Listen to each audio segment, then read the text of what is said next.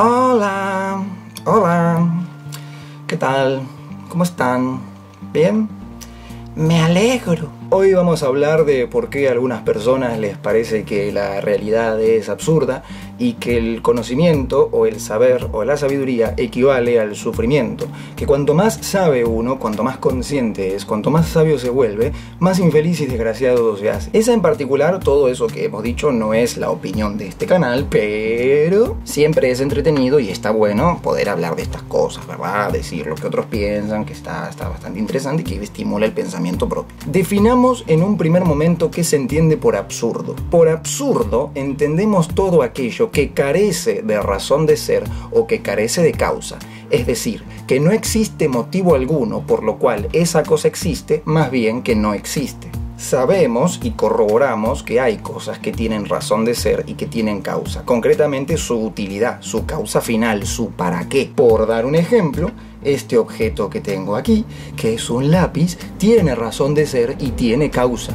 O sea, tiene finalidad y tiene un motivo por el cual existir más bien que no existir. Y este motivo, utilidad, razón o causa es el motivo de que escribe. En tanto que existe la necesidad utilitaria de escribir, existirá en consecuencia la producción de un objeto con el cual se pueda satisfacer esa necesidad. La necesidad que yo tengo de escribir es lo que le dio existencia a este lápiz, porque si no existiera la necesidad de escribir o la necesidad de producir los efectos que este objeto produce, no habría motivo ni causa por el cual este objeto hubiera sido producido. En efecto, ¿quién hubiera producido un elemento como este si nunca se hubiese producido la necesidad o la utilidad de él? De donde se sigue que la causa o la finalidad o el para qué o, lo que es lo mismo, el sentido del objeto es lo que determina la existencia del objeto. O sea que este lápiz, aunque sea material y yo lo pueda tocar y esté aquí, es mucho menos real que aquello intangible que le dio la realidad, o sea, su causa o la necesidad de su uso. Porque el motivo de la existencia de algo siempre es previo a su existencia concreta. Si no existiera en absoluto la causa o la finalidad de este lápiz pasaría a ser absurdo. No habría motivo por el cual preferir que exista a que no exista. De hecho, no habría motivo no solo para preferir, sino que no habría razón por la cual existe más bien que no existe. Porque pensar un mundo en el que nunca existiera la necesidad de producir un lápiz y que de repente una criatura en ese mundo sin ninguna causa produzca un lápiz es un absurdo total. Porque no se puede explicar de dónde salió el impulso por producir eso que no tiene utilidad alguna. Por lo tanto, el para qué o la utilidad de la cosa es el fundamento o el principio de su ser, de su existencia. O sea, el lápiz es porque previamente es su necesidad, su utilidad, su para qué, su fundamento, su causa, su sentido. O sea que decimos que cuando algo tiene un para qué, tiene un sentido. Y si algo no tiene sentido, lo llamamos absurdo. Puede ser que algo tenga sentido y luego a mitad de su existencia lo pierda. Sí, esto pasa todo el tiempo. Por ejemplo, supongamos que yo tuviera este lápiz y de pronto dejara de tener la necesidad de escribir y dejara de tener para siempre la necesidad de utilizar este lápiz. Entonces dejaría de tener sentido el hecho de que yo conserve este lápiz. Incluso si el lápiz me comenzara a estorbar, yo hasta lo destruiría porque no tendría sentido que conserve algo que me estorba. Pero esto también puede corroborarse con acciones más cotidianas. Si yo, por ejemplo, estoy corriendo desesperado para llegar a alcanzar el tren porque tengo que llegar a un sitio para ir al cual es mi único medio de transporte habilitado, el tren, suponiendo que recibo una llamada de un amigo que me dice: tranquilo, no te preocupes, yo te voy a llevar en mi automóvil, dejo de correr el tren porque ya perdió su sentido el hecho de que corra el tren. No tiene finalidad y no tiene utilidad que yo me apresure a correr el tren si ya no tengo la necesidad de alcanzarlo porque alguien me va a llevar hasta mi destino. Entonces, cuando colapsó el sentido, la necesidad o el para qué de correr el tren, colapsó y se anuló la existencia de la acción de correr el tren. Ahora bien, según algunas personas, las utilidades, los para qué, los sentidos, las finalidades de las cosas no son propias de las cosas, sino que las finalidades se las atribuye el ser pensante a las cosas materiales y concretas. O sea que para estos pensadores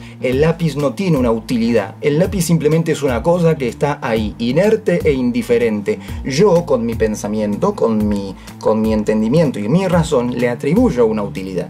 Pero esa utilidad siempre es relativa a mis propósitos, porque por sí mismo esto no es un lápiz, por sí mismo esta no es ninguna cosa, por por sí mismo, esto no sirve para nada. Solamente las cosas tienen utilidad en tanto que yo les encuentro una utilidad para mí.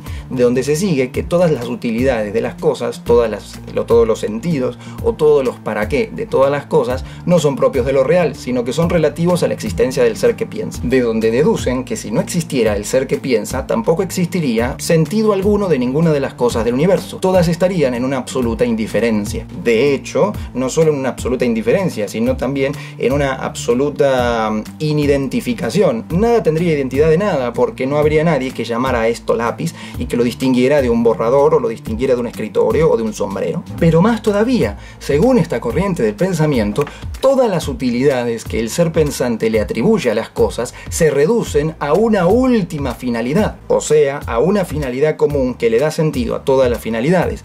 Hay una finalidad que es embrionaria, que es la que explica todas las finalidades derivadas. Por ejemplo, la finalidad de escribir está derivada a esta necesidad primigenia, la necesidad de tener una casa está derivada a esta necesidad primigenia, la necesidad de comer está derivada a esta necesidad primigenia. Todas las necesidades, sentidos o utilidades se derivan a esta única utilidad primigenia, que es sobrevivir, conservar el ser. Todo, absolutamente todo. La madera, la leña, el ladrillo, la piedra, la tierra cultivable, el mar navegable, los navíos, las relaciones, los amigos, la pareja, todo eso se justifica cuando yo lo remito a la necesidad última, o sea, a la utilidad última, al para qué último y al sentido último, que es sobrevivir. Entonces uno podría concluir, bueno, en realidad, si las cosas son así, podemos concluir que la vida tiene un sentido. Y ese sentido sería vivir, sobrevivir. Pero en realidad no, porque cuando uno lo piensa filosóficamente, el mero sobrevivir, el mero vivir, más bien que vivir, no se justifica por sí mismo. No existe una razón por la que sea absolutamente preferible vivir antes que no vivir. No tiene un sentido último por sí mismo la vida. La vida no es una cosa que se autojustifica, porque si la vida se autojustificara por sí misma, no existiría la pregunta de cuál es el sentido de vivir. Pero como se corrobora que somos seres capaces de preguntarse cuál es el sentido de conservar la vida, se deduce que la vida por sí misma no es algo que se nos imponga con un sentido absoluto, sino relativo. Y aquí tenemos el gran problema de estas corrientes de pensamiento, que ellas descubren que no existe ningún motivo por el cual conservar la vida.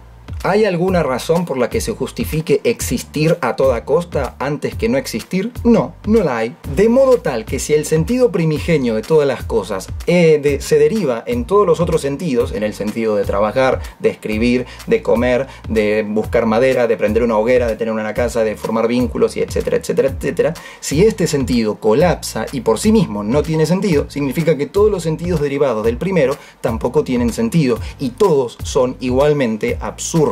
O sea que el sentido de las cosas es relativo. El lápiz tiene sentido en la medida que necesito escribir, pero cuando yo me pregunto por qué necesito escribir, y por qué necesito escribir tal documento, y por qué necesito tal documento, y por qué me piden tal documento, y por qué quiero cumplir los requisitos de tal documento, y así hasta atrás, hasta que llego a la conservación de mi vida, me doy cuenta que por carácter transitivo no tiene sentido el lápiz. Nada tiene sentido. Porque claro, si una cosa tiene sentido por la primera y la segunda y la tercera, pero no existe la primera porque no se fundamenta en nada, nada tiene sentido en esta vida. Entonces toda esta pregunta se puede extrapolar no solo de la vida humana, de la vida del ser pensante, sino del propio universo. ¿Hay algún sentido por el cual el universo sea más bien que no sea? Este sentido absoluto, este sentido de todas las cosas, esta razón o utilidad de la realidad, tendría que ser llamada, con toda licitud, Dios. La pregunta de si existe o no existe Dios es la pregunta de si la realidad o el universo tiene o no tiene sentido, si hay algún motivo por el cual debe existir más bien que no existir. Pero los pensadores de esta filosofía concluyen que no hay ningún Dios. Es una tesis incomprobable y además es una tesis que no se puede deducir física, ni metafísica, ni racional, ni lógicamente, no hay por dónde agarrarlo. Algunos incluso son más osados y dicen que la tesis de Dios es una forma de no caer en la conciencia del absurdo. Sería como un mecanismo de defensa psicológica para no acceder a la verdadera sabiduría, porque aquel que se vuelve sabio es aquel que se vuelve consciente de la condición absurda de todas las cosas, y esa condición absurda le quita sustancia o importancia a absolutamente todo lo que hace, porque le quita importancia a su propia existencia, de donde se sigue que el ser consciente o el ser sabio es por necesidad un ser absurdo y que sufre sufre, de donde esta corriente deduce que la sabiduría es sufrimiento y que siempre es mejor ser ignorante o ser inconsciente antes que ser sabio, porque el sabio se desilusiona de la realidad, mientras que el ignorante siempre puede estar ilusionado siempre que va persiguiendo sus metas relativas, o sea, aquellas pequeñas cosas limitadas que tienen un sentido. Sería como ese asno al que le cuelgan una zanahoria acá y que él va persiguiendo la zanahoria, y perseguir esa zanahoria o ese conjunto de pequeñas zanahorias, ese rastro de zanahorias, de cosas que tienen sentidos relativos, es lo que justifica su existencia. Pero si él tuviera la conciencia de ver que esa cadena de zanahorias no lleva a ninguna parte, dejaría de perseguirlas y no tendría motivo para existir, ni siquiera como un burro. O sea, esta gente también asume que lo mejor es no pensar demasiado, lo mejor es no pensar, porque cuando uno cae en el error de querer explorar la condición de la existencia, cae en la trampa del absurdo, en la trampa de la conciencia del absurdo, en la trampa de la sabiduría, porque somos curiosos y la sabiduría se nos presenta como una sirena que canta y nos promete todo, pero cuando llegamos a ella nos deja sin nada. Es como esa frase famosa que aparece en la película del planeta de los simios: si sales a explorar, tal vez no te guste lo que encuentres. Como que esta filosofía del absurdo es algo parecido: si sales a explorar la sabiduría, tal vez no te guste la sabiduría. Un símbolo muy famoso que usa esta corriente de pensamiento es el mito de Sísifo, un mortal que es condenado al peor de los castigos posibles, el castigo del sinsentido patente. O sea, Sísifo durante toda la eternidad tiene que llevar una roca pesadísima hasta lo alto de una cumbre, y cuando llega y la deposita ahí, por su propio peso la roca cae. Y él tiene que bajar y tiene que llevar la roca de vuelta para que por su propio peso caiga otra vez. Y tiene que bajar y tiene que llevar la roca de vuelta para que por su propio peso caiga otra vez. Y tiene que bajar y tiene que llevar la roca de vuelta para que por su propio peso caiga otra vez. Y tiene que bajar y tiene que llevar la roca de vuelta para que por su propio peso caiga otra vez. Y así hasta el infinito. Y lo verdaderamente tortuoso de ese castigo para Sísifo no es el hecho de que la roca sea pesada, que él sude copiosamente cada vez que lo hace, que las plantas de los pies se le pinchen con la superficie áspera de la montaña, o que las manos se le llenen de llagas por mover la roca, sino que lo tortuoso es el hecho de que en todo ese proceso él sabe que no sirve para nada, que es absurdo, sufre por esa conciencia intelectual, por esa sabiduría de que todo es absurdo, todo ese castigo no tiene otro propósito más que el sufrimiento. No sirve para nada, nada va a cambiar cuando haga todo eso. Cada vez que suba la roca va a volver a caer como si nunca lo hubiera subido, y cada vez que la vuelva a subir va a caer como si nunca hubiera subido, y cada vez que la vuelva a subir va a caer como si nunca hubiera subido, y así hasta la eternidad. Y los sabios de esta filosofía dicen que en el fondo todas las acciones humanas que creemos que tienen un sentido son como la roca de Sísifo, porque todo lo que yo haga con el paso del tiempo se deshará. Igual que la roca subió y dessubió, o sea, se cayó, así también todo lo que yo haga en mi existencia se deshará, o sea, caerá. Yo podré construir una casa y esa casa no va a durar por siempre, un día se va a caer. Yo puedo formar un vínculo y ese vínculo no va a durar para siempre, algún día se va a deshacer o las personas que lo componen van a morir. Yo puedo criar un hijo y ese hijo no va a vivir para siempre, algún día va a morir y va a ser como si nunca hubiese existido.